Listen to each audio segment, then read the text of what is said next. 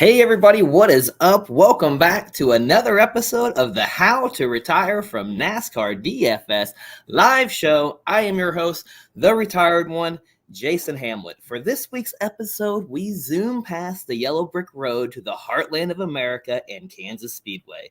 This weekend is not only tornadoes that can carry you to new heights. A takedown is what we are after, but brains, heart, and courage will all be needed to build that perfect lineup. And of course, who better to help us navigate this emerald city of racing than our very own NASCAR DFS wizard behind the curtain from Daily Fan Racing, Ryan Larkin. Welcome. Yeah, that's me, the wizard of NASCAR DFS. I like Kansas. Excited for the weekend. I definitely like the races this track puts on. It's a cool one. I think the slate's got a lot of possibilities, which is also cool. Like I think there's a lot of ways to build, which I think will make it an interesting one. Definitely a little nervous right now. I wore a shirt that says "Lucky" with a clover on it because I need a little help here. But I think it'll be a good one for us. Yeah, well, we're always looking to get a little luck, and we have definitely had some doozies of slates the last couple of races we've previewed. Right, it's been some snoozers, but I think when we looked at our schedule of the races we want to do, we definitely wanted to do Kansas. We definitely wanted to do Darlington. We got some good races on the docket. I have been looking forward to Kansas. Seems to always put on a good show, a good race. So let's get into it. Let's not waste any time. So let's talk about Kansas from a strategy standpoint, right? For me, from what I remember, mile and a half, we're typically going dominators and PD, right? Position differential. It looks like this slate sets up perfectly for that. Am I right? Yeah, absolutely. So, it's Kansas is a really good mix because it allows for passing. So we can get those high place differential plays to work. Hello, William Byron, starting 36. It's a situation where we got clear-cut favorites that have dominated and scored a lot of laps led, and the obvious plays have hit, at least in recent years.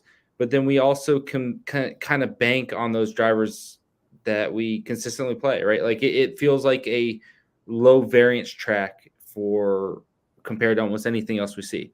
Now there are the odd crashes or spin outs or things like that, but in terms of drivers, we focus on drivers that we project to do well, and those guys hitting at a high rate. This is definitely one of those tracks. 267 laps at a 400-mile race pretty much sets up for a two dominator type build. William Byron may throw a wrinkle into that. We'll talk about that in a second, but it really is kind of just your normal straightforward race. One that I certainly think will go well. And I don't anticipate too much carnage, but you just never know, right? It's NASCAR, so things can get weird. But Kansas really is the kind of quintessential intermediate track in terms of the type of racing it gives us and the where guys finish and how things play out. Really, it's the best of everything we see right now, honestly. So, which is why I'm looking forward to it. Yeah, I think how different Kansas is from the past couple of weeks we've been on here. We've been talking about track position. Track position is still important, but guys can definitely move through the field at Kansas. And I think one of the cool things we get at Kansas and at mile and a half, which I think this slate sets up perfectly for, is we get those combo type plays. Those guys who can bring position differential and can score those fast laps dominators. The past couple of weeks have been start the guys in the front. You got to either choose between PD and dominators. This week, you can get a guy who can provide you position differential and dominators, right? Mm-hmm. Yeah, for sure. I mean, you're not necessarily as concerned about a driver starting 14th like Denny Hamlin. Hamlin started 14th last race here, led 63 laps, finished second, right? So we're not as concerned about the fact that he's not starting towards the front. We have faith in him being able to get forward in this race. There's definitely an advantage for certain guys starting towards the front. It definitely, gives someone like Larson who starts fourth a little leg up over some of the guys starting in the teens. Christopher Bell on pole obviously has some potential. He seems to like to qualify on the pole here. But Bell started first last year, only led 15 laps. So it's not like this guarantee like we saw at like Texas or Dover where it's like, oh, you start on the pole, there you go. There's a good chunk of laps led. It's not the same thing. We can definitely lean on some of those guys that maybe have a little bit more downforce built into their cars and that can move up through the field and then lead a chunk of the race late. Yeah, you talked about Hamlin and you spoke about how like Kansas, is a track that can be somewhat predictable. And I think when you look at, at least all the races here at Kansas, 3 of the last 4 races in Kansas have had Kyle Larson and Hamlin have both been optimal in 3 of the last 4 races, right? Both of them have been optimal together in 2 of the last 4 races, right? Think of the races that Hamlin was optimal. He started 14th, 8th, and 25th. The races Larson was optimal. He started 2nd, 3rd, and 2nd, right? You got Larson starting 4th today. You got Hamlin starting 14th. These 2 have been the best cars all year. Like, how do you just not lock them in? Well, you don't lock him in because one, William Byron exists, and the place differential that he offers is great. And then there are other contenders. We've seen 2311, quite frankly, own this track. Kurt Busch dominated, led over 100 laps, won here. Bubba Wallace won here, and Tyler Reddick won here. So we've seen other drivers not named Hamlin and Larson win here, but it does feel like Hamlin and Larson are on another level compared to the rest of the field. Especially in 2024. And this is a great track for them. They are first and second in terms of average finish.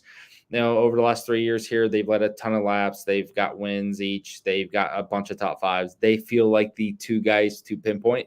But then again, the field's not going to be oblivious to that. Everyone knows that's going to be the case. So they're going to be chalky plays. And potentially there's ways to pivot off of them and maybe do something a little bit different to get yourself different from the field. Yeah, and just I think another funny thing when you look at last year's race, at least the last time I was here, Tyler Reddick wasn't even optimal, right? He won the race and he wasn't even optimal, right? So that's why you got to get those fast laps. And what Larson and Hamlin, they were both optimal together, even though they didn't win. So yeah, I think they're class of the field, but we got to get different. So we know Larson, Hamlin's good. You kind of threw some guys out there. Reddick's an obvious play that stands out as a guy who can, score up there with Larson and Hamlin, right? And the guy there, obviously Bubba Wallace, who provides some position differential. He's one of those guys who could be a combo play, fast laps, position differential. Anybody else that I'm missing there that you'd like to pivot to? Yeah, so I'm really in on the Toyotas again. They were strong in practice. I don't think anyone's, going to be surprised if the Toyotas as a whole are good here this weekend. Like, I think that's pretty much everyone's expectation. It's certainly mine. Larson's just so damn good. He's able to kind of, outdo them even when they might be a little bit better. But I am interested to see if maybe the HMS cars are a little bit stronger than I'm even giving them credit for. You look at Chase Elliott, his average finish is about 10th here, but that's 6th in the Cup Series over the last 3 years. He's been pretty strong. Alex Bowman's 7th in terms of average finish. William Byron's 4th, and Kyle Larson's 2nd. So their 4 drivers are in the top 7 in terms of average finish over the last 4 years. They've all run good here. They all got a bunch of top 10s. I wouldn't be shocked if HMS is just super competitive in this race. And then you got a guy like Chase Elliott starting 9th, who might be able to shock us again, maybe able to get out front, lead some laps, something like that. So there are contrarian plays that I'm kind of interested in.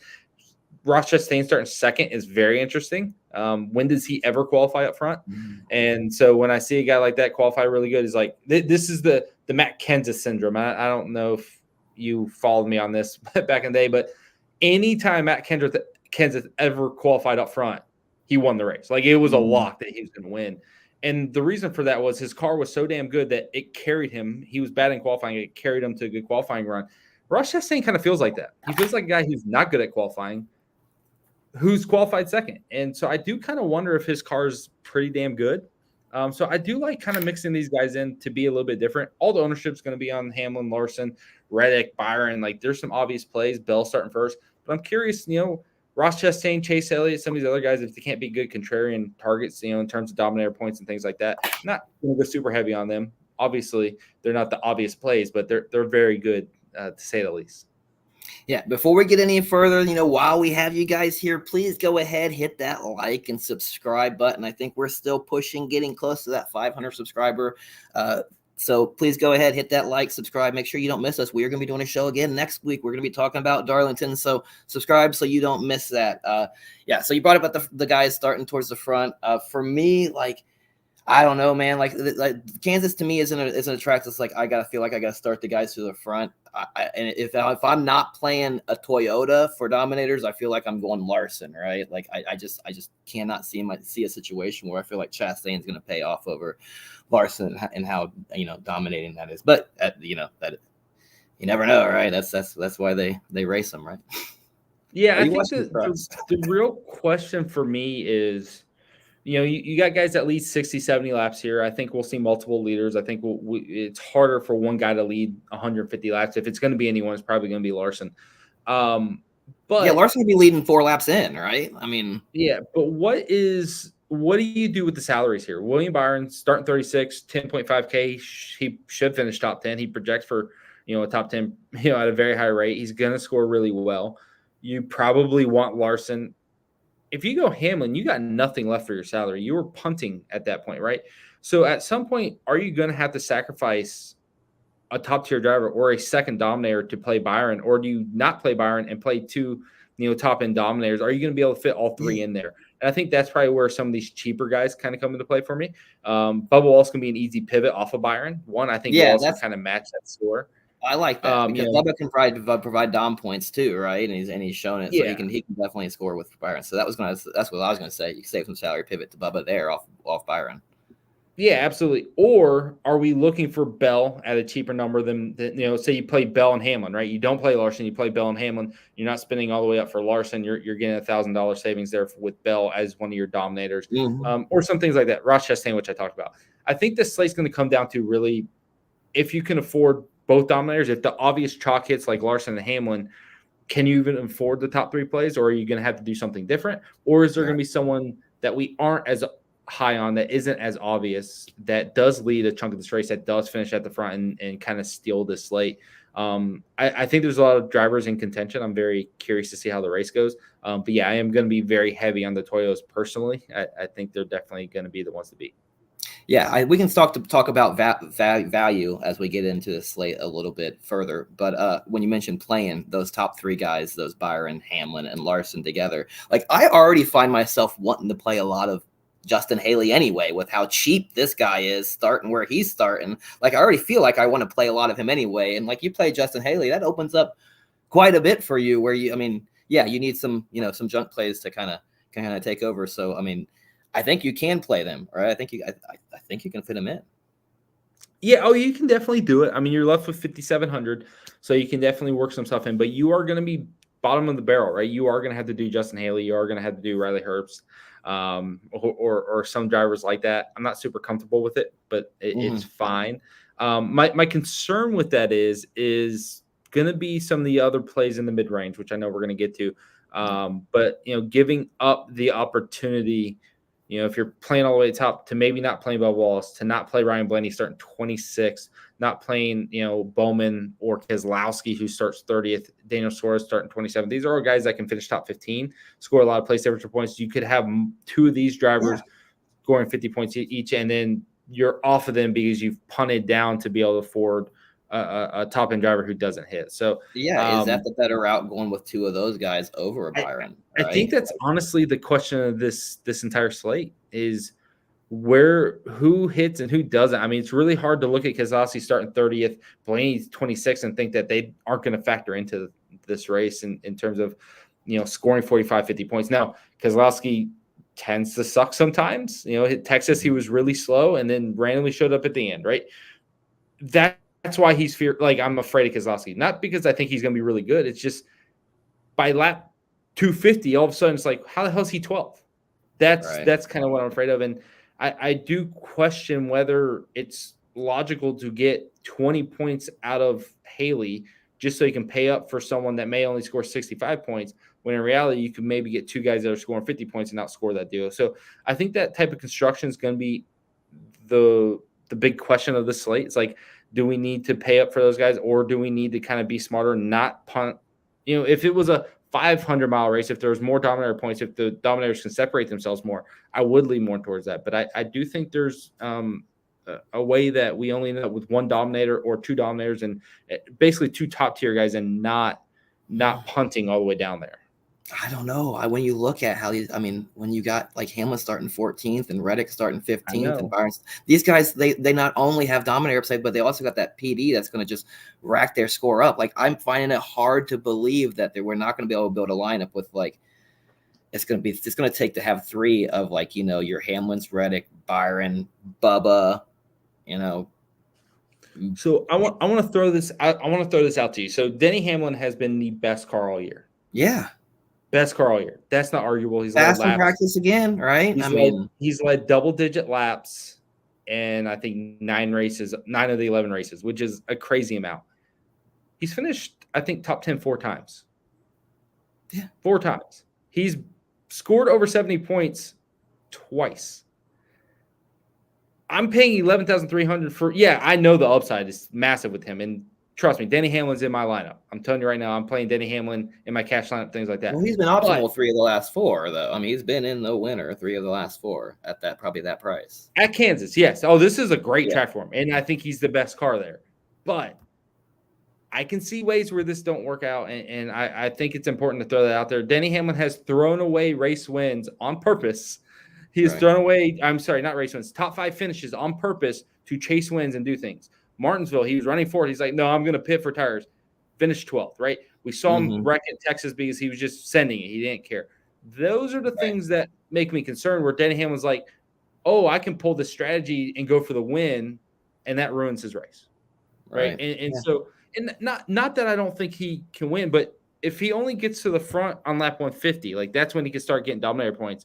And he has one bad stop or one speeding penalty, which, by the way, he hasn't been speeding much this year. We're due for a Denny Hamlin speeding penalty.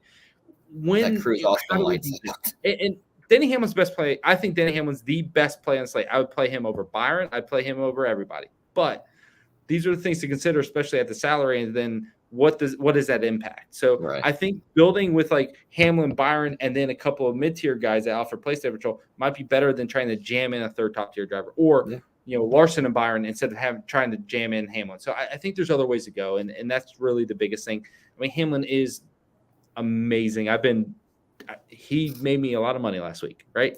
And he did really, really good for me. I'm super high on Hamlin. He is the class of the field right now. But when we're thinking of ways to be different, these are the things to consider. Yeah, and I think with the salary, I think it keeps these. I mean, does it keep the ownership across those guys a little bit suppressed, right? Because most people aren't jamming in 3 guys over a 10K on this slate, right? Is that different? I don't know, but I do agree. I still think if you're going to get pivot, I still am pivoting to Toyotas. I'm pivoting to a Bell. I'm pivoting to Bubba. And what about 2 guys we haven't talked about, and then we can move on past these dominators. Do you have any interest in Truex or Gibbs? I like Truex. I think he could run top 5. He finished 3rd last week. He's been a top 7-ish car most weeks. 7th at Vegas. My issue is 10,300 for like 7th place isn't doing it for me. I think Ty Gibbs maybe he just hasn't shown that real ability to go up there and lead. And until he does that, I'm never going to play it. He starts a little bit too high for me. If he started like 14th or 15th, I think I'd be in on Ty Gibbs. But because of where he starts, he kind of needs to be a top 5 guy. He needs to get fast laps, and that's just hard to get to. Super contrarian play. I think there's obviously ways that he can hit, but I'm not going to be high on him. All right, well, let's start whittling our way down. We touched on, some position differential. Is there anybody else that we're thinking about, dominators, before I move on, that you want to talk about? No, not really. I think, Christopher Bell we didn't touch on really at all. I mean, Bell is starting first. He's been on the pole here, I think, a couple times with the next-gen car. The first time I think was the first race here. He got a flat tire after leading like 45 laps. I do think it's possible that he goes out there and leads the first 45 laps of this race, 50 laps, whatever the first stage is.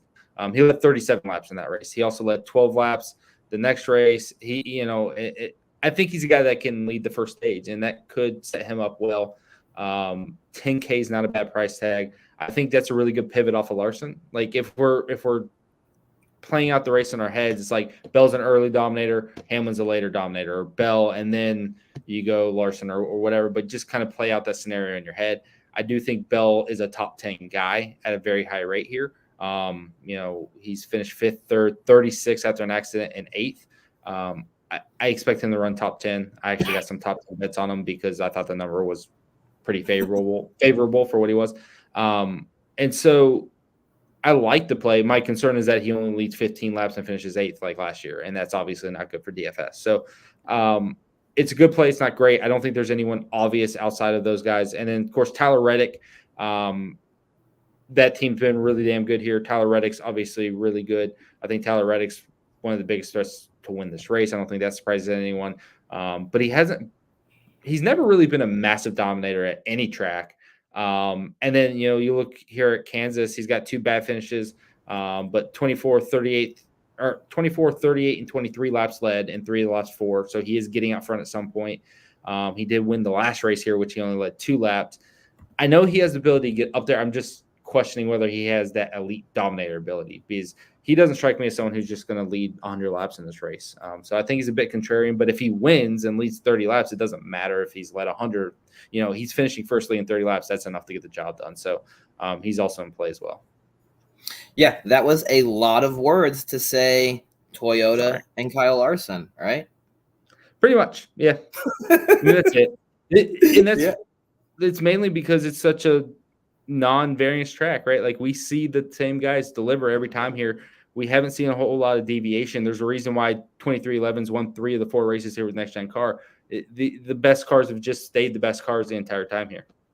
All right. So if we're playing, a lot of those, we're paying up, for for those plays up there, right? We know we're probably free square and William Byron for a lot of our lineups, right? So that's 10-5, right? And we're gonna probably play another, higher priced guy at some.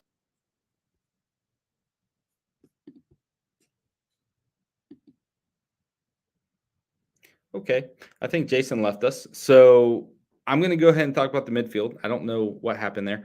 I have no clue what he was going to say, but yeah, the next range is interesting. Basically, anyone starting kind of in the top 15, like Briscoe, Barry, who's 17th, McDowell 8th, Cindric 7th, Buescher 12th, all the way up to Logano 11th and Busch 5th.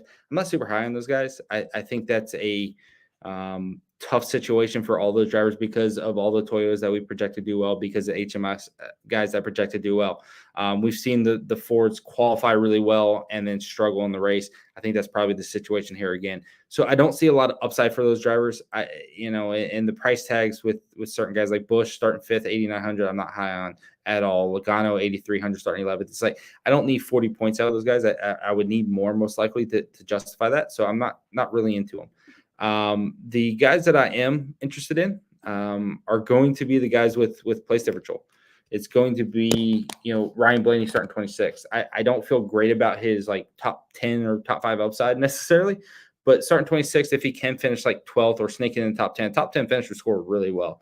So if he can finish 8th, 9th, 10th, that will score well. And then you got guys like Alex Bowman 18th, Keselowski 30th. I think Bowman's going to have top 10 potential, and I think Keselowski starting 30th. I don't think speed's going to be good, but a top 15 is going to score really, really well. So if he can salvage his day with a good finish, then that would work. Jason, hi.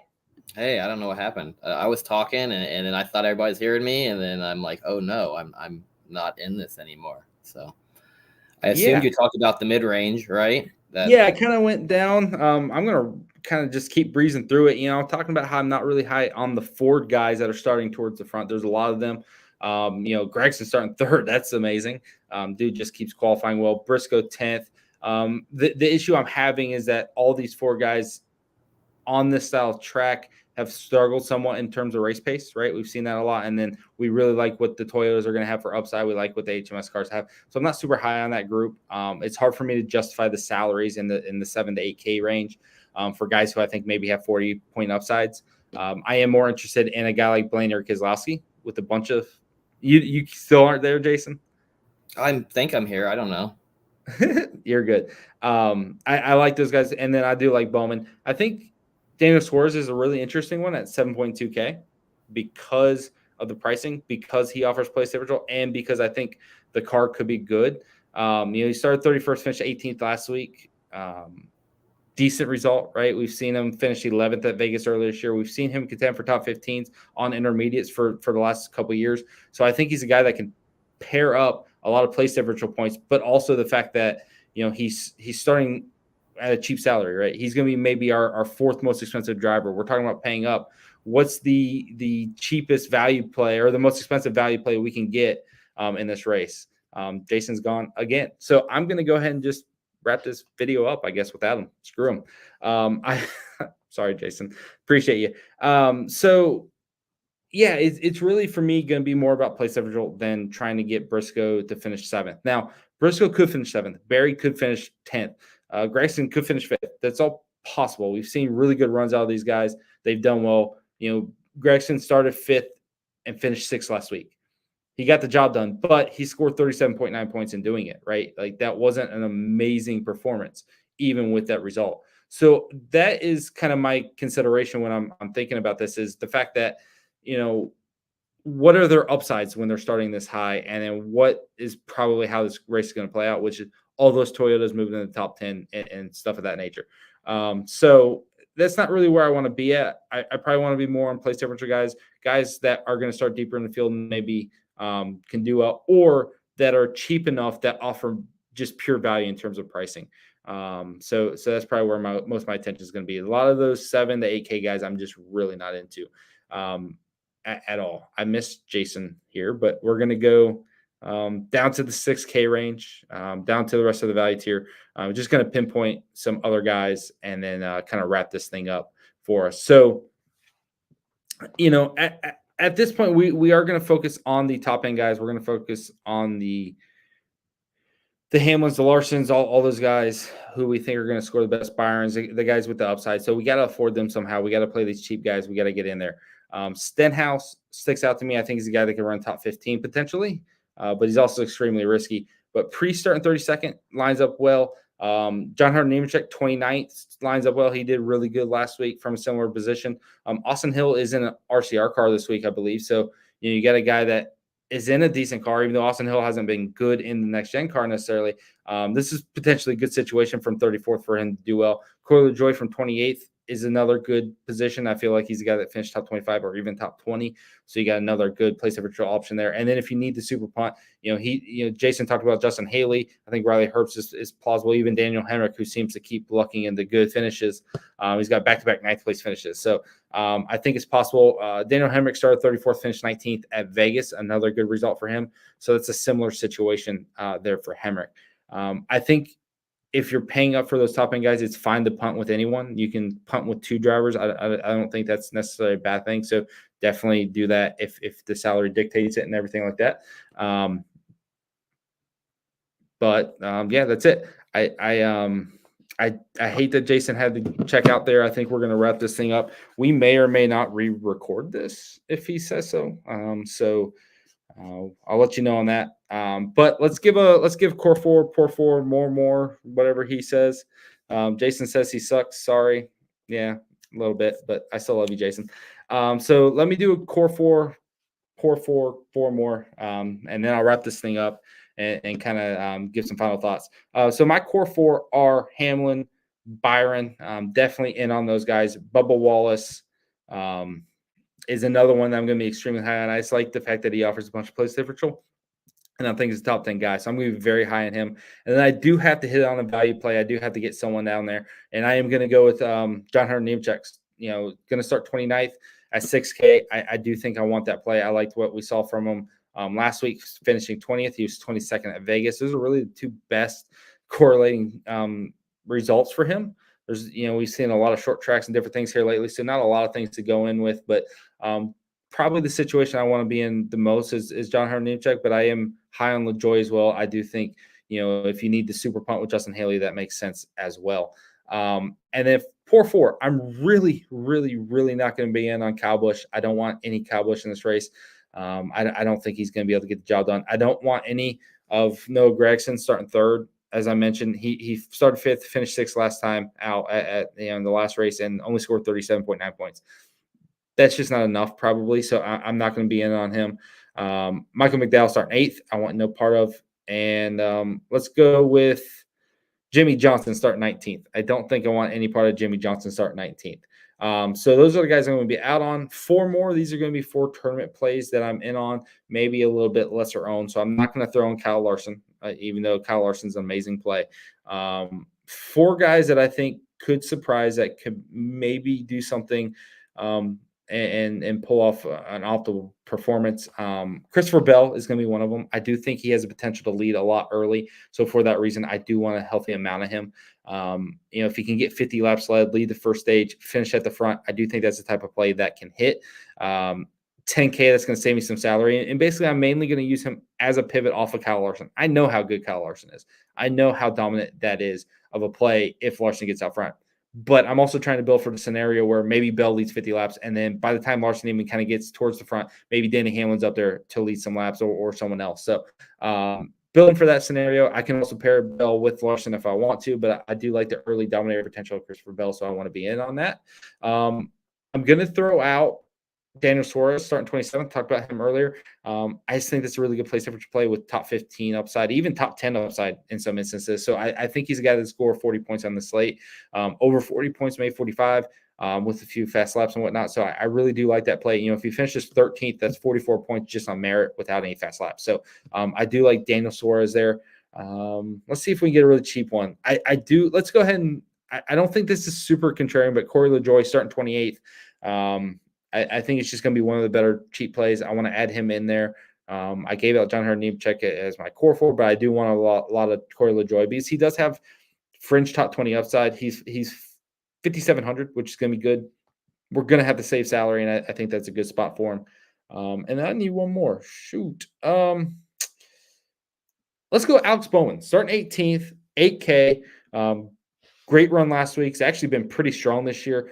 4th at Bristol, 4th at Coda, 8th, I believe, at Martinsville, 5th and 8th the last 2 weeks. He's been a top 10 guy for most of this year. Looking pretty strong. He's got a good track record here. He's actually got some good results. Only 8K, so I think there's going to be opportunities where we can fit him in. I don't think he sees a ton of ownership. Every time I say that, I feel like they come in heavier own. But I do like that play. You got a guy that's finished 9th, 4th, and 10th in his 3 next-gen races here. I think Alex Bowman's a really good tournament option there at 8K. Cool. I think that's it. I don't know if Jason has any more chat advice for me to wrap this podcast up with. But to reiterate, I do think Hamlin and Larson are the chalk plays, the most obvious plays. I do think they're the ones that most people are going to be on at the top.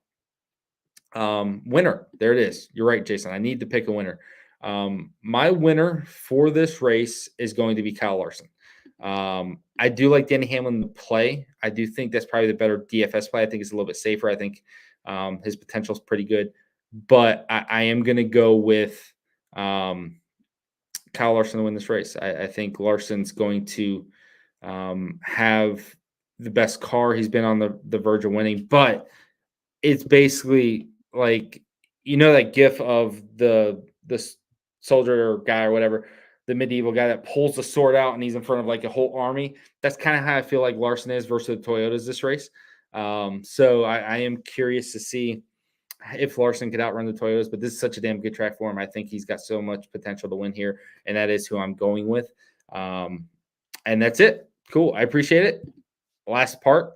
Jason's right. Like and subscribe. So we are so close to 500. If you can please subscribe to the channel for us, get us over to 500. We'll do some giveaways as a result of that. Do some things for you guys for subscribing. Please like the video and share it with people. I know this isn't the best one because Jason had to head out and it just had to be me.